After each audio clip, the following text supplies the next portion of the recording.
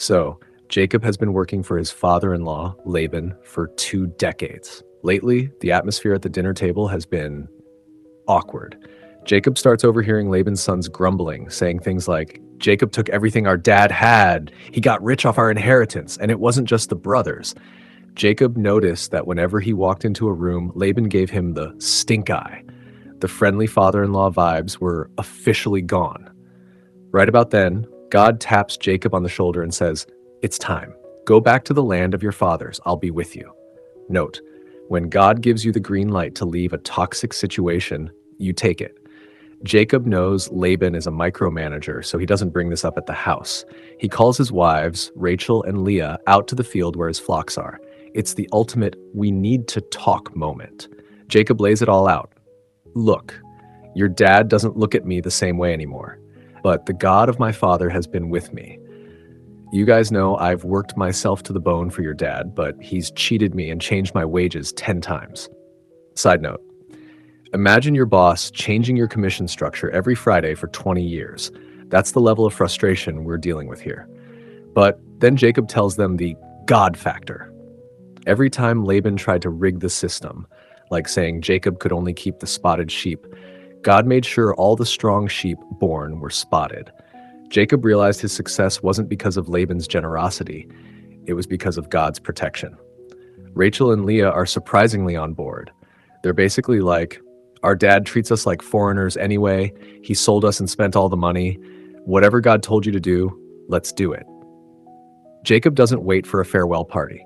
While Laban is out shearing sheep miles away, Jacob packs up the kids, the wives, and the massive amount of livestock he'd earned. But here's the plot twist. Rachel sneaks into her dad's room and steals his household gods, these little statues that were a big deal back then. She doesn't tell Jacob. Spoiler, this causes major stress later. They hightail it toward the mountains of Gilead. It takes Laban 3 days to even realize they're gone. When he finds out, he gathers his relatives and goes on a 7-day high-speed chase.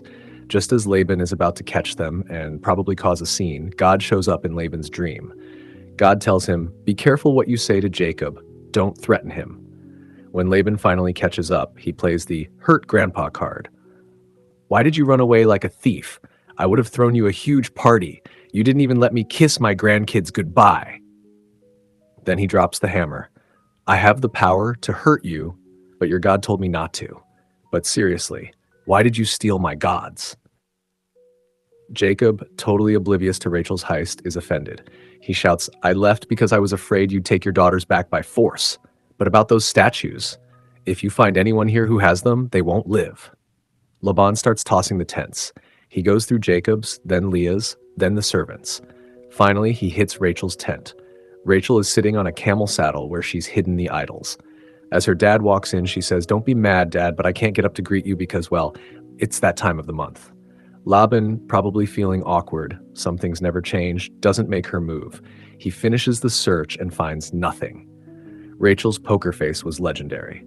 Now that the search failed, Jacob finally lets out 20 years of pent-up frustration. It is a legendary rant. "What did I do wrong?" he yells.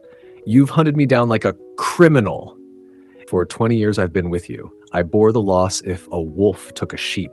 I worked through the heat of the day and the frost of the night. I didn't sleep. You changed my wages 10 times. If the God of my father hadn't been on my side, you would have sent me away empty-handed." Laban realizes he's lost this round. He suggests a truce. They pile up a bunch of stones to mark a boundary.